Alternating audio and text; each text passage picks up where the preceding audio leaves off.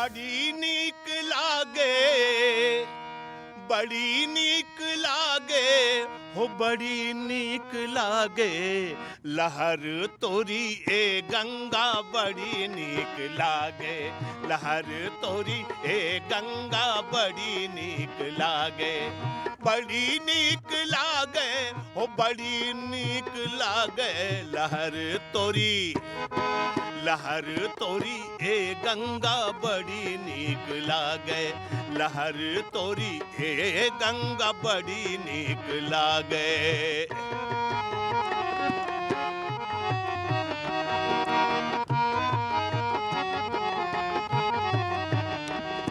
दीवार उठाने लगे, तिजारत नहीं आई, इलाहाबाद में रहे और सियासत नहीं आई। भला ऐसा हो सकता है क्या?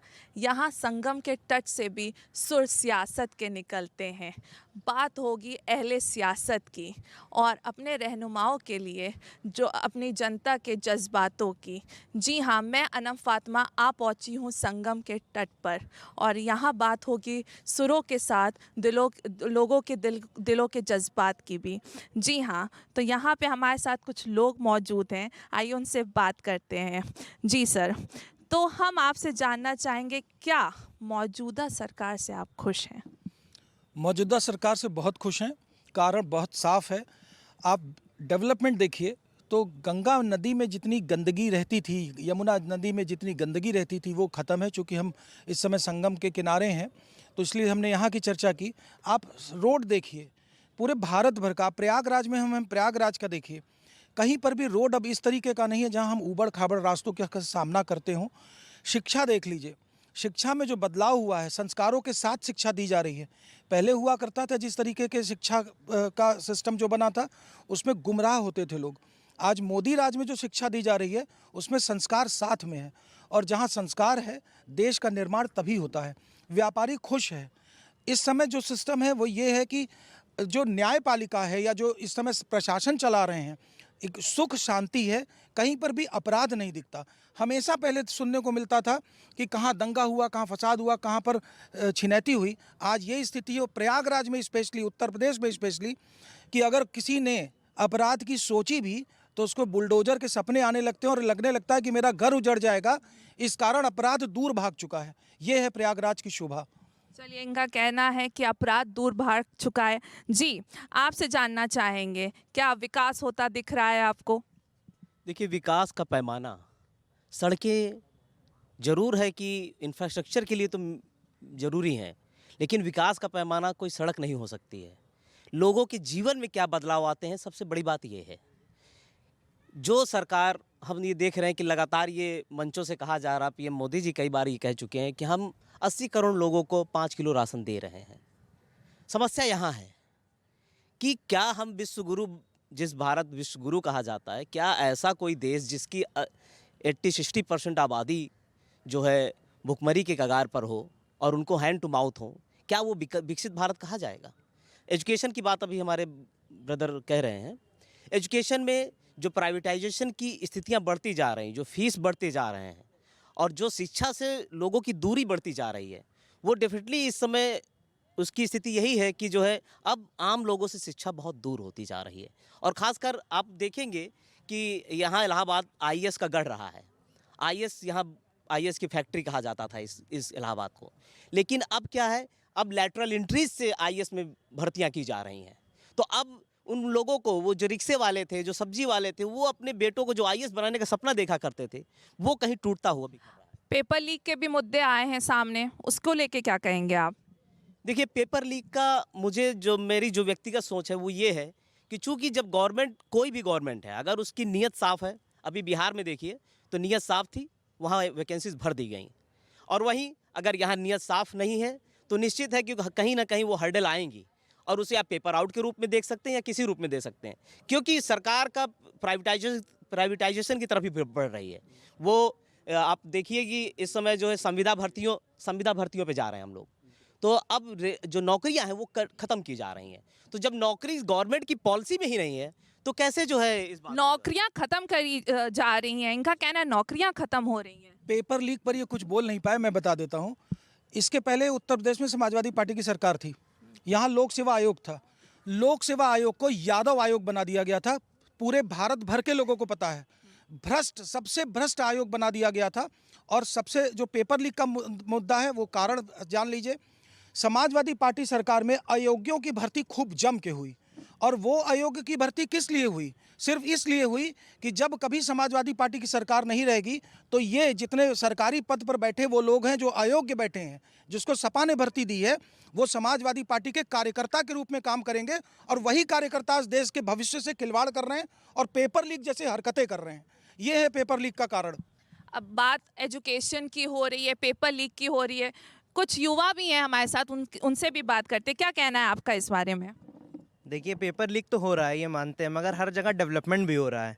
आप अगर प्रयागराज को देखें तो हर एक कोने में, हर एक जगह आपको डेवलपमेंट दिखेगा, और उस डेवलपमेंट से बहुत लोगों को बहुत फ़ायदा हो रहा है।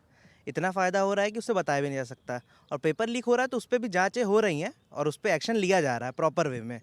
और जो जैसे सर ने बोला, एकदम सही बोला कि उस पहले ऐसे पार्टियों में हो चुका है, तो उससे भी इफेक्ट पड़ रहा है। एम्प्लॉयमेंट को लेके बात करें, सोशल मीडिया के ब्लॉगर्स वगैरह के लिए भी काफ़ी सारी ऐसी जो हैं सुविधाएं दी जा रही हैं, उसको लेके क्या कहना है? मैम, सोशल मीडिया तो ये इंसान जो है, अब पढ़ाई लिखाई इतनी ज़्यादा वो टफ होती जा रही, जो पढ़ रहे हैं, एग्ज़ाम तैयारी कर रहे हैं, वो पेपर लीक हो जा रहा है, और उसके बाद जो तैयारी करते करते चले आ रहे हैं, समय उनके पास मिल नहीं रहा, तो ये इधर भाग रहे हैं, अब इधर तैयारी करने के लिए ये सोशल मीडिया की तरफ भाग रहे हैं। लेकिन जो मैम अभी हाल ही में यूपीपी का और आरओ का पेपर लीक हुआ, अगर उसमें आप देखें तो बच्चे बहुत ही मेहनत से तैयारी किए, 3-4 महीने 5 महीने लाइब्रेरी ज्वाइन किए, पढ़ाई की, और जब पेपर लीक हो गया, उसके बाद जो पीछे जो मेहनत किया छात्र, वो नहीं देखा गया, बस पेपर रद्द हो गया। ये तो पेपर रद्द हुआ, ये अच्छी बात है, लेकिन जो मेहनत हुई, छात्रों का समय बर्बाद हुआ, उसको यहाँ पे बहुत ज़्यादा घाटा होता है। छात्रों के साथ बहुत अन्याय होता है इस समय। हालांकि उस पर जांच चल रही है। बहरहाल संगम के तट पर है हम, और सियासत की जो है लहरों से भी सियासत के कुछ सुर निकल रहे होंगे, तो आइए इस अपनी चौपाल में जो है हम कुछ सुर लगाते हैं। बोलिए गंगा मैया की। गंगा मैया भक्ति देती हैं, शक्ति देती हैं, मुक्ति देती हैं।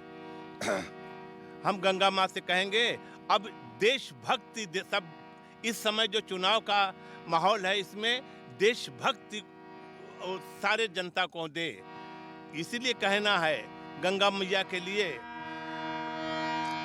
बड़ी नीक लागे, बड़ी नीक लागे हो, बड़ी नीक लागे लहर तोरी ए गंगा, बड़ी नीक लागे लहर तोरी ए गंगा, बड़ी नीक लागे।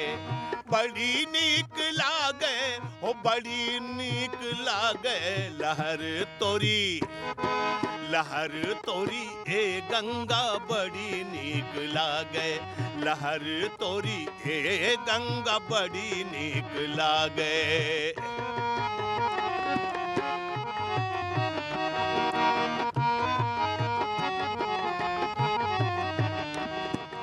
इह देव शक्ति, इह देव भक्ति, इह देव शक्ति, इह देव भक्ति, इह पुण्य बाटे, इह बाट मुक्ति, इह पुण्य बाटे, इह बाट मुक्ति। तन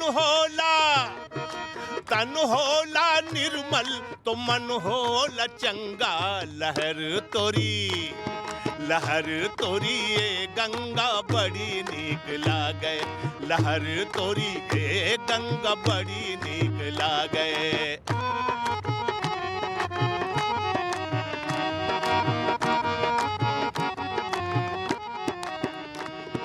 गंगा मैया हमारी बड़ी उदार हैं, इतनी उदार हैं, देखिए। पान फूल पैसा बताशा पे नाचे, पान फूल पैसा बताशा पे नाचे, भगतन की प्रेम भरी भाषा पे नाचे, भगतन के प्रेम भरी भाषा पे नाचे। छुअले से होए दुखदारी दुभंगा, लहर तोरी हो लहर तोरी ए गंगा, बड़ी नी निक लागे, लहर तोरी ए गंगा बड़ी निक लागे।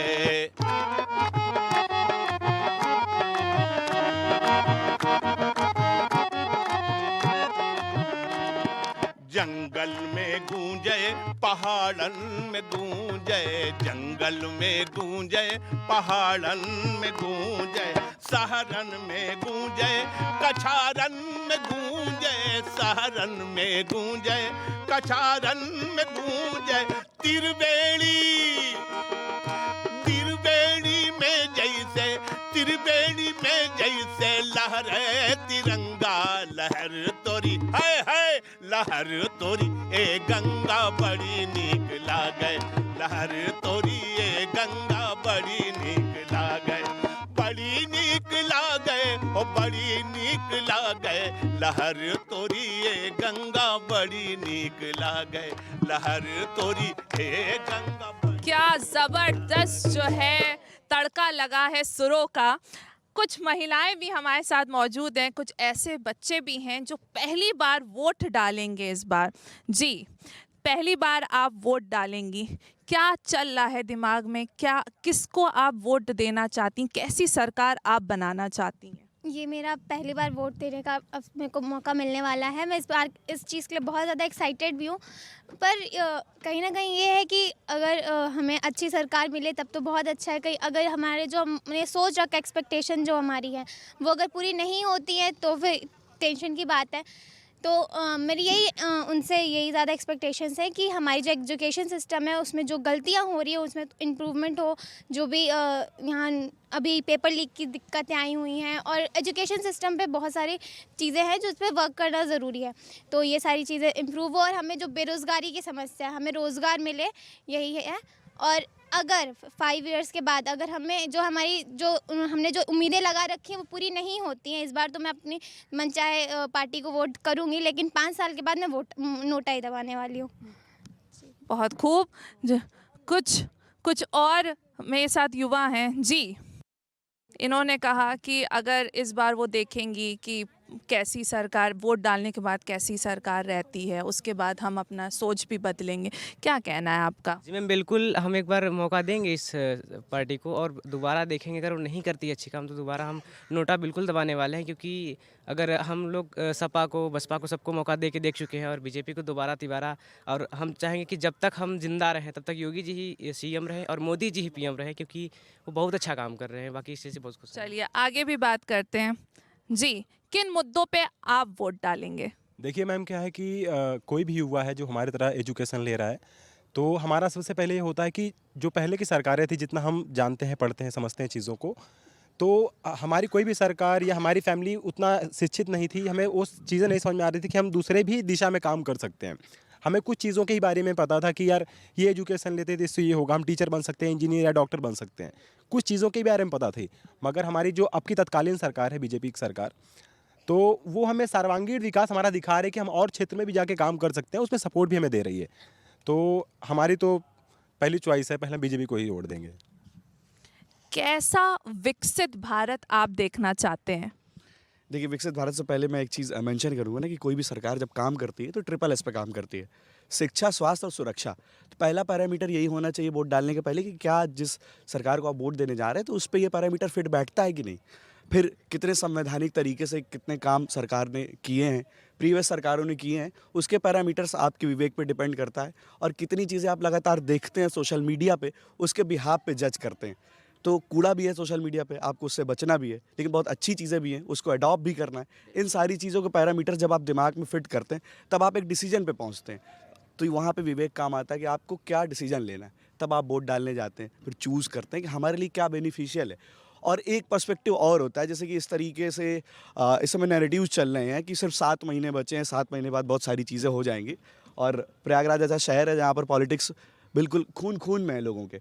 तो जब हम लोग कहीं से निकलते हैं, गुजरते बिल्कुल, हैं, हम कहते हैं कि सियासत की शुरुआत ही यहीं से हुई है। एग्जैक्टली प्रधानमंत्री का शहर है ये। जब चौपालों पे बात होती है, चाय की दुकानों पे बात होती है, तो ऐसे बहुत नैरेटिव चलाए जा रहे हैं कि 7 महीने बचे हुए हैं, 7 महीने बाद बहुत कुछ बदलने वाला है। तो एग्जैक्टली मैं कहता हूँ बिल्कुल बहुत कुछ बदलने वाला है। जब सरकार बदलेगी, कुछ नई नीतियाँ आएंगी, कुछ पुरानी नीतियों को कंटिन्यू करेगी, अगर ये सरकार रिपीट होती है तो। और उम्मीद यही है कि बिना किसी का नाम लिए मैं बता देता हूँ, सरकार रिपीट होने वाली है। बिल्कुल। युवा ने बात करी कि 3S की बात करी, शिक्षा की बात करी, स्वास्थ्य की बात करी, सुरक्षा की बात करी, उसको लेके क्या कहना है? सबसे बड़ी बात यह है कि आज जो है हर आदमी सुकून में है। जो प्रशासन शासन का वो चल रहा है, पहले आदमी सुकून में नहीं था, रोज़ लड़ाई झगड़ा और बलवा होता था, उससे सबसे बड़ी शांति मिली है और इसी शांति के साथ ही सरकार आगे बढ़ेगी और ये निश्चित तौर पर बढ़ेगी। इनका कहना है कि पहले लड़ाई झगड़ा होता था।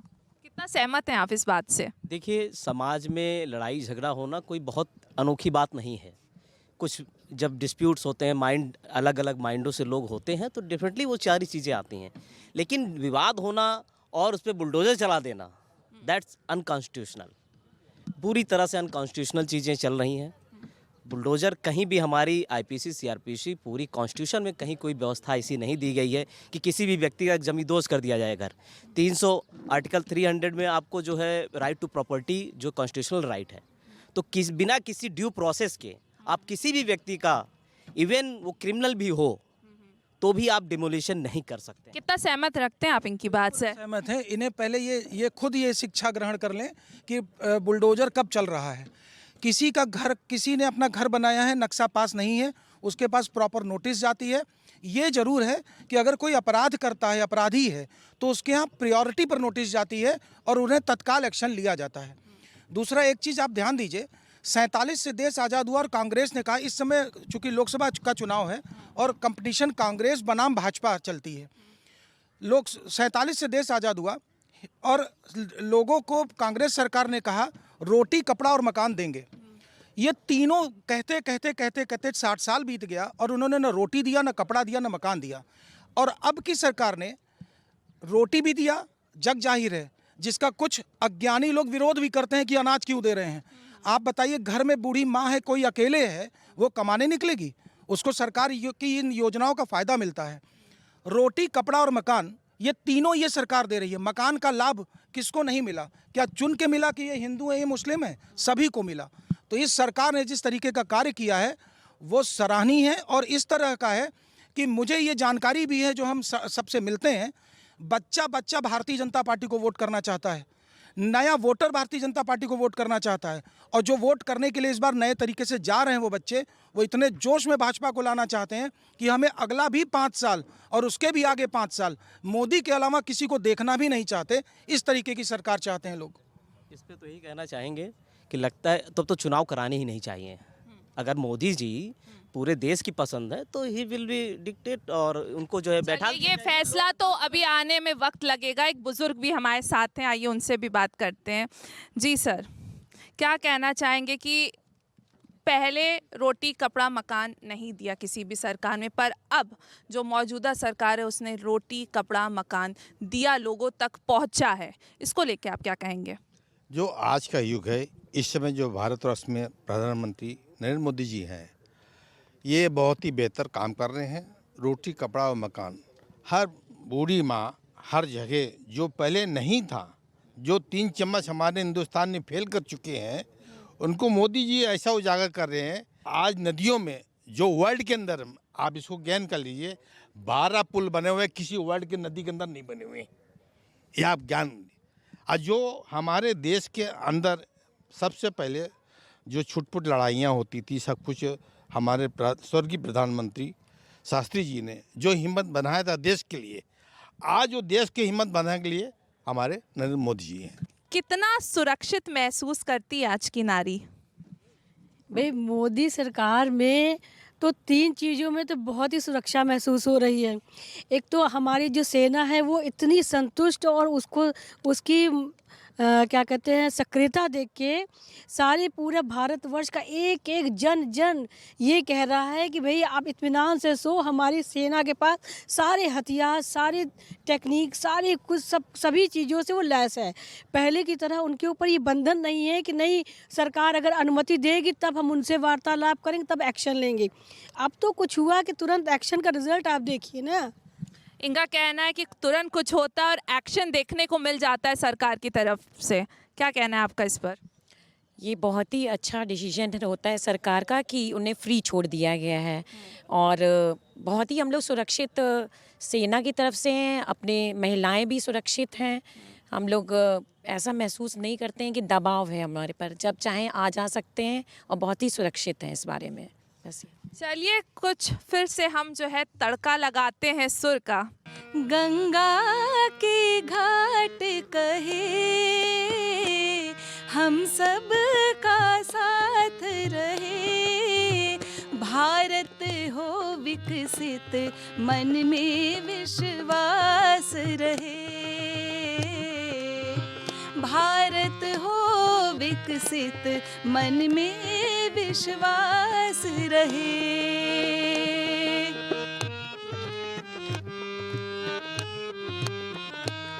धनवान किसान बने, निर्भीक जवान बने, समरसता फैले भारत उपमान बने, समरसता फैले भारत उपमान बने।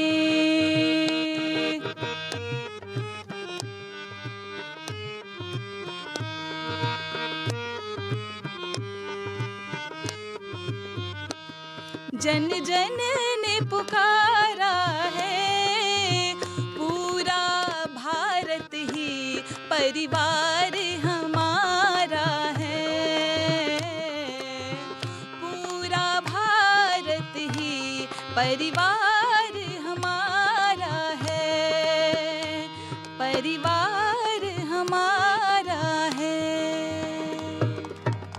बहुत खूब, पूरा भारत परिवार हमारा है। कुछ और लोग भी जुड़ चुके हैं हमारे साथ, आइए उनसे भी मिलते हैं और बात करते हैं। योजना जो है खाली पेपर पे ना रहे और योजना पर काम होना चाहिए। जो प्रोसेस अगर दिखता है तो जाहिर सी बात है जो भी गवर्नमेंट जो काम करेगी तो लोग उसको वोट 100% करेंगे करेंगे, क्योंकि लोग चाहते हैं रोज़गार रहे, अच्छी एजुकेशन रहे।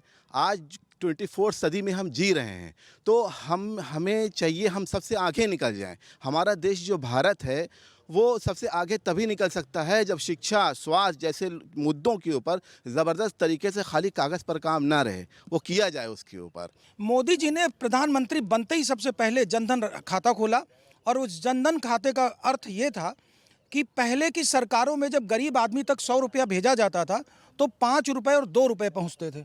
और आज की तारीख में उस जनधन खाते की योजना का असर देख लीजिए कि जब वहाँ से 100 रुपया भेजा जाता है तो बिचौलिए सिर्फ कंप्यूटर पे अपना सिर हिलाते दिखते हैं और एक मजबूरी है कि वो बटन दबा करके सिर्फ ओके करेंगे और वो 100 का 100 रुपया गरीब के खाते में जाएगा। ये है प्रधानमंत्री की दूरदृष्टि।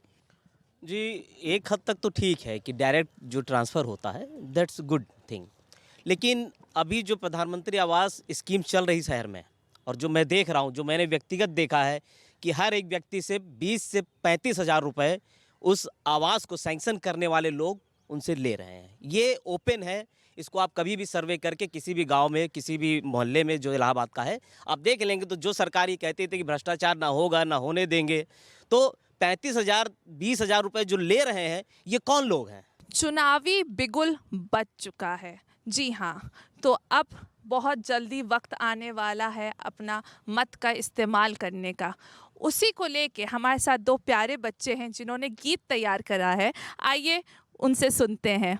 उंगली पर जो लगे सिहाई वो निशान नहीं है, वो है आपकी शान, आपके अधिकारों का है वो ही है सम्मान, वो ही है सम्मान। करे प्रदेश का जो उत्थान उसी को करना है मतदान, करे देश का जो उत्थान उसी को करना है मतदान। सियासी सुरों ने रूबरू होके कुछ सवाल क्या कर लिए कि संगम की लहरें भी कुछ कहने लगी। जी हाँ, तो ये थी हमारे प्रयागराज की जनता जिन्होंने अपनी सोच दिखाई, क्या वो कहना चाहते थे वो बताया उन्होंने, और हमने सुना कुछ बहुत प्यारे प्यारे गीत।